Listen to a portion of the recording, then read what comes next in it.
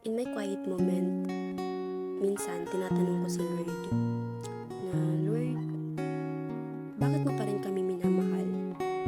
Kahit alam mo, masasaktan ka namin sa huli. You know, we would fail you. You know, darating yung panahon na we would turn our backs the moment life becomes easy. And yet, you still choose love. You still choose us. Ang sakit isipin na ang Diyos na gumawa ng langit at lupa, ang Diyos na gumawa sa atin, ay siya ring madalas nating nasasaktan. Pero kahit ganun, hindi siya sumuko, hindi siya tumalikod sa atin, hindi siya nagsawa magmahal. Tayo naghahanap tayo ng pagmamahal sa mga taong pwedeng magbago, pwedeng umalis, pwedeng mambigo, pwedeng manloko. Pero ang Diyos, hindi nagbabago, hindi umaalis, hindi nangluloko, hindi madaling sumuko at hindi madaling napapagod. His love is constant, steady, and conditional. Sabi nga sa Jeremiah 31:3, I have loved you with an everlasting love. See, isang pag-ibig na walang hanggan, hindi natitinag, hindi nauubos.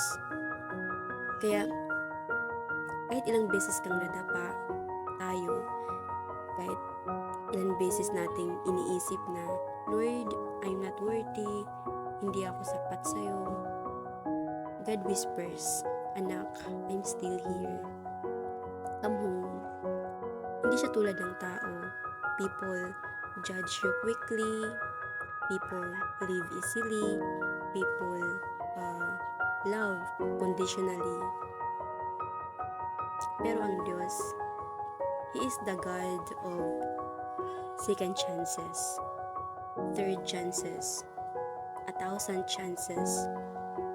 He sees every flaw, every failure, every weakness, every hidden want, yet He still calls you beloved. Sabi sa Psalms 103:8, the Lord is compassionate and gracious, slow to anger, abounding in love.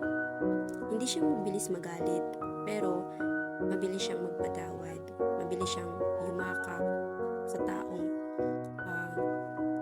pumunta sa kanya, sa taong humingi ng tawad, mabilis siyang bumalik sa iyo.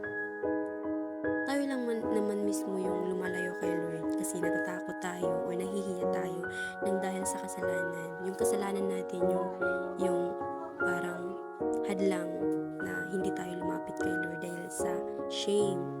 Kaya kung feeling mo condemn ka, feeling mo ginajudge ka, kung iniisip mo wala ng pag-asa, remember this, God has not given up on you. Not yesterday, not today, not ever. Tao ang lumalayo, pero si God ang lumalapit.